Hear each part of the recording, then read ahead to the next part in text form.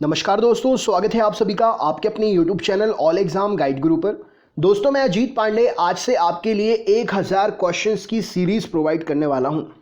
ये 1000 one liner आपके revision का बहुत ही अच्छा एक माध्यम हो सकते हैं। आपने जो भी पढ़ा है ये 1000 वन लाइनर आपका फुल रिवीजन करा देंगे, आपका कॉन्फिडेंस लेवल बढ़ा देंगे। लास्ट ईयर पूछे गए सभी प्रतियोगी परीक्षाओं को जो एमसीक्यू फॉर्मेट में हुआ करते थे उनको मैंने 4 ऑप्शन निकाल के डायरेक्ट वन लाइनर में कन्वर्ट कर दिया है। सारे प्रश्न याद कर लीजिए, इनसे बाहर जीके जीएस कुछ भी नहीं है। अगर आप हमारे चैनल पर आज जुड़े हैं तो चैनल को सब्सक्राइब कर लीजिए, क्योंकि मैं रोज 100 क्वेश्चंस प्रोवाइड करने वाला हूं।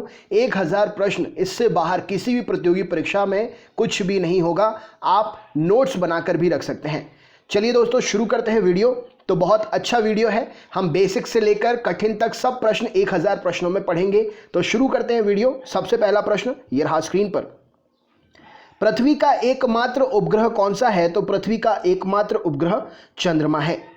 शिक्षक दिवस कब मनाया जाता है? तो शिक्षक दिवस 5 सितंबर को मनाया जाता है। नेक्स्ट क्वेश्चन, जापान पर परमाणु बम कब गिराया गया था? तो 1945 में जापान पर परमाणु बम गिराया गया था। भाखड़ा नांगल बांध किस नदी पर है? तो भाखड़ा नांगल बांध सतलज नदी पर बना हुआ है। भारत का राष्ट्रीय पुष्प कौन सा है? तो भारत का राष्ट्रीय पुष्प कमल है। धनराज पिल्ले किस खेल से संबंधित हैं? तो धनराज पिल्ले जी हॉकी से संबंधित हैं। संयुक्त राष्ट्र संघ अर्थात यूएनओ की सुरक्षा परिषद में कितने स्थायी सदस्य हैं? तो संयुक्त राष्ट्र संघ अर्थात यूएनओ की सुरक्षा परिषद में 5 सदस्य स्थायी हैं। कौन सा सिंधु सभ्यता का स्थान अब पाकिस्तान में है? तो हड़प्पा सिंधु सभ्यता का प्रसिद्ध स्थान अब पाकिस्तान में है। चौथ नामक कर किसके द्वारा लिया जाता था? तो चौथ नामक कर जो है मराठाओं के द्वारा लिया जाता था। भूदान आंदोलन किसने शुरू किया था? तो भूदान आंदोलन विनोबा भावे जी ने शुरू किया था। भारत में अंग्रेजी शिक्षा किसने शुरू की थी? तो भारत में अंग्रेजी शिक्षा लॉर्ड मैकाले ने शुरू की थी। फ्लाइंग सिख के नाम से किसे जाना जाता है? तो मिल्खा सिंह को फ्लाइंग सिख के नाम से जाना जाता है। नींबू और संतरे में कौन सा विटामिन पाया जाता है? तो नींबू और संतरे में विटामिन सी पाया जाता है। उदय शंकर एक व्यक्ति हैं, ये किससे संबंधित हैं? तो उदय शंकर नृत्य में प्रसिद्ध व्यक्ति हैं। संविधान के प्रारूप समिति के चेयरमैन कौन थे? तो डॉक्टर भीमराव अंबेडकर संविधान के प्रारूप समिति के चेयरमैन थे। त्रिस्तरीय पंचायती राज व्यवस्था को सर्वोच्च स्थान पर क्या होता है? मतलब त्रिस्तरीय पंचायती राज व्यवस्था में सर्वोच्च स्थान पर क्या होता है? तो त्रिस्तरीय पंचायती राज व्यवस्था में सर्वोच्च स्थान पर जिला परिषद होती है। लक्षद्वीप की राजधानी क्या है? तो लक्षद्वीप की राजधानी करावती है। श्रीलंका की मुद्रा क्या है? तो श्रीलंका की मुद्रा श्रीलंकाई रुपया है। डिस्कवरी ऑफ इंडिया नामक पुस्तक किसने लिखी है? तो जवाहरलाल नेहरू जी ने डिस्कवरी ऑफ इंडिया नामक पुस्तक लिखी है। गुरुत्वाकर्षण की खोज किसने की थी? तो न्यूटन जी ने गुरुत्वाकर्षण की खोज की थी। नोबेल पुरस्कार प्राप्त करने वाले प्रथम भारतीय कौन है? तो रविंद्रनाथ टैगोर जी नोबेल पुरस्कार प्राप्त करने वाले पहले भारतीय हैं। द्रोणाचार्य पुरस्कार किससे संबंधित है? तो द्रोणाचार्य पुरस्कार खेल में श्रेष्ठ गुरु को, प्रशिक्षक को दिया जाता है। खजुराहो कहां पर स्थित है? तो खजुराहो मध्य प्रदेश में स्थित है। राष्ट्रीय रक्षा एकेडमी कहां पर स्थित है? तो राष्ट्रीय रक्षा एकेडमी देहरादून में स्थित है। Very important question. Next question देखते हैं। रामकृष्ण मिशन की स्थापना किसने की थी? तो स्वामी विवेकानंद जी ने रामकृष्ण मिशन की स्थापना की थी। भारतीय मानक समय किस पर आधारित है? तो 82.30 डिग्री पूर्वी देशांतर पर भारतीय मानक समय आधारित है। कौन सा राज्य भारत के सबसे पूर्वी भाग पर स्थित है? तो अरुणाचल प्रदेश राज्य जो है भारत के सबसे पूर्वी भाग पर स्थित है। अरुणाचल प्रदेश के सीएम, अरुणाचल प्रदेश के गवर्नर और अरुणाचल प्रदेश की कैपिटल कमेंट बॉक्स में शेयर करिए। कौन सा देश नाथुला दर्रा के पार है? तो ये चीन नाथुला दर्रा के पार है स्थित देश। पृथ्वी के नजदीक वायुमंडल की सबसे निचली परत क्या कहलाती है? तो पृथ्वी के नजदीक वायुमंडल की सबसे निचली परत क्षोभ मंडल कहलाती है। भारतीय सेना में विजयंत किसका नाम है? तो भारतीय सेना में विजयंत एक टैंक का नाम है। चीनी यात्री फाहयान किसके काल में भारत आया था? तो चीनी यात्री फाहयान विक्रमादित्य के काल में भारत आया था। प्रख्यात सिने कलाकार पृथ्वीराज कपूर और राज कपूर के बीच में संबंध क्या है? तो प्रख्यात सिने कलाकार पृथ्वीराज कपूर और राज कपूर के बीच में संबंध बाप और बेटे का है। भारत का कौन सा राज्य चाय उत्पादन के लिए जाना जाता है? तो भारत का राज्य चाय उत्पादन के लिए असम जाना जाता है। मैंने लास्ट साइड पेपर में पूछा था कि देश में कौन सा देश चाय के निर्यात में सबसे आगे है। श्रीलंका उसका आंसर है। मैंने कमेंट बॉक्स में कमेंट करके भी बता दिया था, जिसको भी ना पता हो नोट कर लेना। भारत के किस राज्य सर्वाधिक चावल उत्पादन होता है? तो भारत का पश्चिम बंगाल जो है सर्वाधिक चावल उत्पादन करने वाला राज्य है। भारत के किस शहर में जंतर मंतर स्थित है? तो दिल्ली शहर में जंतर मंतर स्थित है। भारत के किस राज्य में दार्जिलिंग स्थित है? तो दार्जिलिंग जो है पश्चिम बंगाल में स्थित है। नेक्स्ट क्वेश्चन देखते हैं। तेलुगु राज्य की राजभाषा क्या है? तेलुगु किस राज्य की राजभाषा है? तो तेलुगु आंध्र प्रदेश की राजभाषा है। हॉकी खेल में प्रत्येक पक्ष में खिलाड़ियों की संख्या कितनी होती है? तो हॉकी खेल में प्रत्येक पक्ष यानी कि टीम में 11 खिलाड़ी होते हैं। बांग्लादेश की मुद्रा क्या है? तो बांग्लादेश की मुद्रा है टका। नील नदी के किनारे कौन सी सभ्यता का विकास हुआ है? तो नील नदी के किनारे मिस्र की सभ्यता का विकास हुआ है। किस स्थान पर महात्मा बुद्ध को ज्ञान की प्राप्ति हुई थी? तो गया में महात्मा बुद्ध जी को ज्ञान की प्राप्ति हुई थी।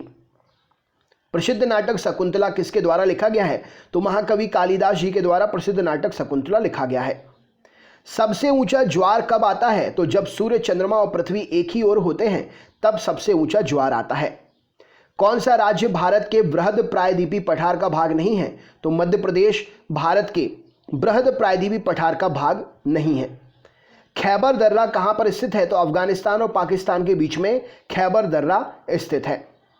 कौन सी नदी प्रायद्वीपीय पठार से नहीं बहती है? तो यमुना नदी प्रायद्वीपीय पठार से नहीं बहती है।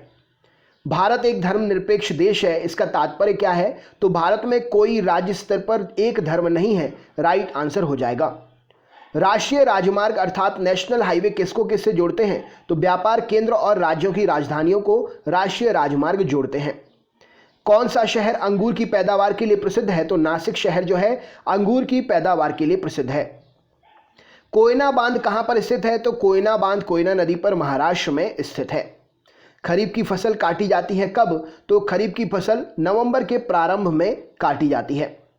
हिमानी अर्थात ग्लेशियर बर्फ का एक विशाल पिंड है जो कहां पर स्थित है? तो हिमालय पर्वत की श्रेणी के शीर्ष पर स्थलों पर छाया हुआ एक बर्फ का विशाल पिंड है। कौन सी कायांतरित सेल है? तो संगमरमर एक कायांतरित सेल का उदाहरण है।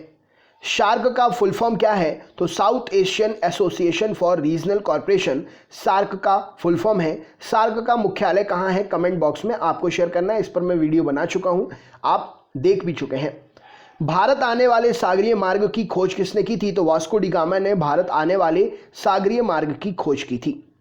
स्वेज नहर के खुलने से किन दो महाद्वीपों के बीच का मार्ग छोटा हो गया है? तो स्वेज नहर के खुलने से यूरोप और एशिया के बीच का यूरोप, एशिया और पूर्वी अफ्रीका के बीच के मार्ग को छोटा कर दिया है स्वेज नहर ने, मतलब जल्दी पहुंच जाते हैं, यातायात जल्दी हो जाता है।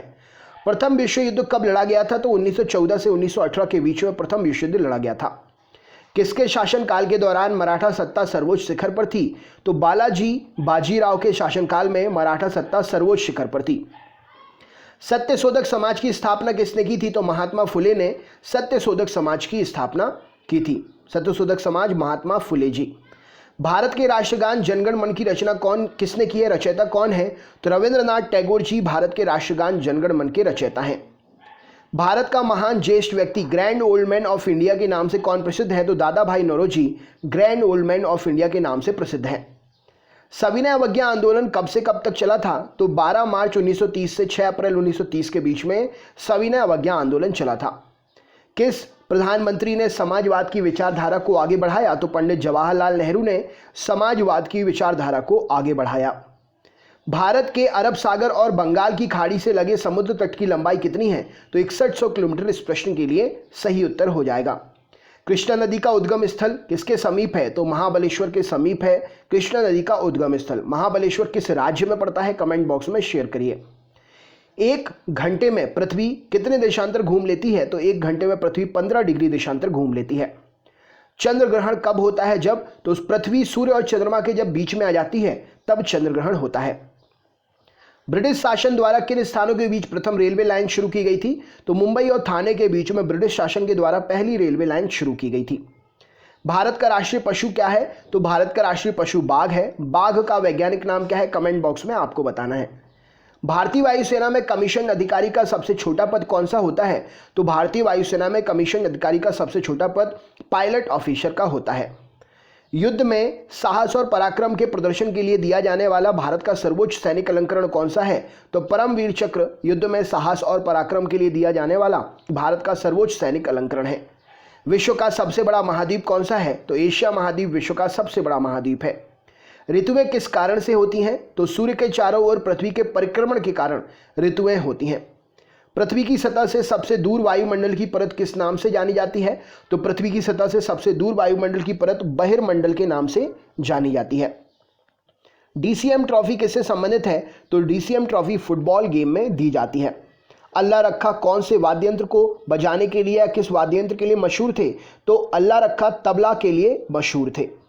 वह मुगल शासक जिसने 15 वर्ष निर्वासित होकर मतलब अपने राज्य से बाहर होकर गुजारे थे, तो हुमायूं वह मुगल बादशाह जिसने 15 वर्ष निर्वासित होकर गुजारे थे। राज्यसभा की बैठकों की अध्यक्षता कौन करता है? तो उपराष्ट्रपति जी राज्यसभा की बैठकों की अध्यक्षता करते हैं।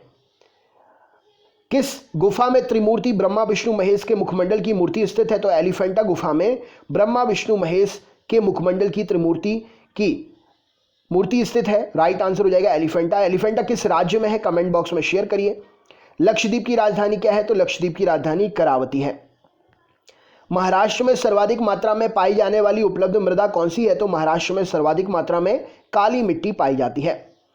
प्रसिद्ध सिलोत्कीर्ण मतलब पत्थरों को काटकर बनाया गया कैलाश मंदिर कहां पर है? तो एलोरा में स्थित है प्रसिद्ध सिलोत्कीर्ण अर्थात पत्थरों को काटकर बनाया गया कैलाश मंदिर।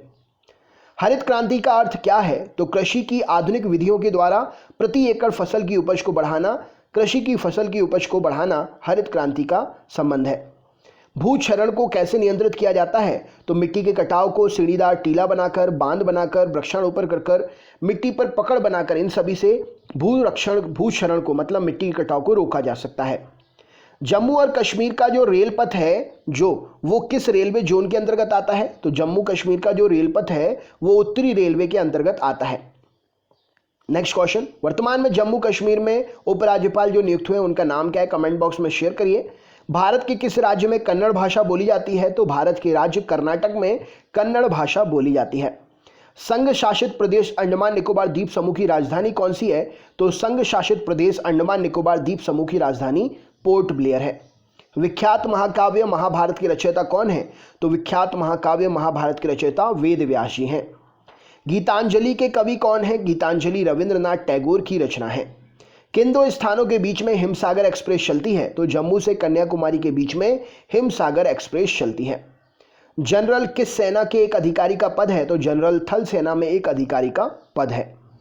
भारत के किस राज्य में पवित्र तीर्थ स्थल अमरनाथ स्थित है? तो भारत के राज्य जम्मू कश्मीर में पवित्र तीर्थ स्थल अमरनाथ स्थित है। विश्वविख्यात पर्यटन स्थल गुलमर्ग भारत के किस क्षेत्र में है? तो गुलमर्ग कश्मीर में स्थित है। रेल पथ में नैरो गेज की चौड़ाई कितनी होती है? तो 2.6। तो यहां पर सही उत्तर क्या हो जाएगा? रेल पथ में नैरो गेज की चौड़ाई कितनी होती है? तो नैरो गेज की चौड़ाई जो होती है 2 फीट 6 इंच या 762 mm। अगर mm में पूछा जाता है तो 762 mm, और अगर आपसे पूछा जाता है ऑप्शन के हिसाब से तो 2 फीट 6 इंच इस प्रश्न के लिए सही उत्तर हो जाएगा। छोटे गेज को नैरो गेज या छोटी लाइन कहा जाता है। नैरो गेज रेलवे का वह रेलवे ट्रैक होता है जिसमें दो पटरियों के बीच की दूरी 2 फीट 6 इंच के आसपास लगभग इतनी ही होती है। अगले प्रश्न पे चलते हैं। अगला प्रश्न क्या पूछा गया है? किस देश को उगते सूर्य की भूमि कहते हैं? तो जापान देश को उगते सूरज की भूमि कहा जाता है। कौन सा शहर मध्य प्रदेश की राजधानी है? तो भोपाल मध्य प्रदेश की राजधानी है।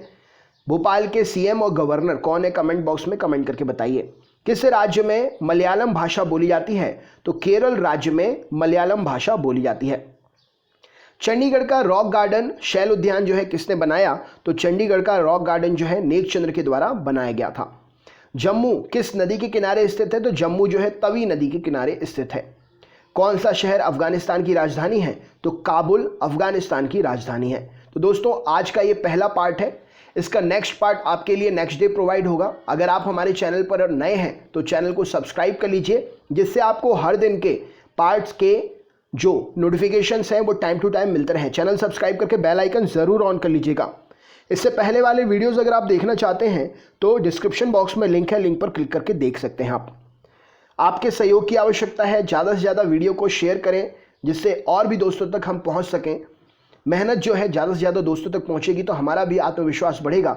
आप वीडियो को लाइक भी कर सकते हैं, लाइक करके आप अपना सहयोग हमें प्रदान कर सकते हैं। आपका सपोर्ट लाइक शेयर के माध्यम से हमें मिलता है, तो ज़्यादा से ज़्यादा लाइक करें, शेयर करें। वीडियो के बारे में अगर कोई भी आपकी राय है, कोई भी आपको डाउट है तो कमेंट करके आप हमें बता सकते हैं। ये 1000 प्रश्न आपकी लाइफ बना सकते हैं, यकीन मानिए। इनके नोट्स जरूर बना लीजिएगा, भविष्य में भी आपके काम आएंगे। तो चलिए दोस्तों, मिलते हैं नेक्स्ट वीडियो में। अपना ख्याल रखिएगा, वीडियो को लाइक ज़रूर करिएगा, शेयर करिएगा और चैनल पर नए हैं तो चैनल सब्सक्राइब कर लीजिएगा। हम आपके लिए 1000 जो क्वेश्चंस प्रोवाइड करेंगे वो लास्ट ईयर हुए रिपीटेड क्वेश्चन है साइंस और जीके के, जिसको पढ़कर आप अपना रिवीजन बहुत अच्छा कर सकते हैं। वन लाइनर में ऑप्शन के बिना आंसर देने में आपको खुद अपने आप में एक आईक्यू लेवल में आईक्यू लेवल तो बढ़ेगा ही बढ़ेगा, साथ में एक कॉन्फिडेंस भी महसूस होगा कि हाँ भाई, बिना ऑप्शन के भी मुझसे आंसर बनते हैं। तो ये वीडियो ज़रूर देखिए, किसी भी दिन का वीडियो मत छोड़िएगा। इससे पहले भी मैंने वन लाइनर वीडियो अपलोड किए हैं, आप उनको भी देख सकते हैं। अपने सारे क्वेश्चंस को नोट्स जरूर बनाते जाइएगा, क्योंकि नोट्स जो हैं आपकी वाकई में बहुत मदद करते हैं। तो चलिए दोस्तों, मिलते हैं नेक्स्ट वीडियो में। तब तक के लिए बहुत बहुत धन्यवाद। अपना ख्याल रखिएगा, मिलते हैं अगले पार्ट में। आपका दिन शुभ हो।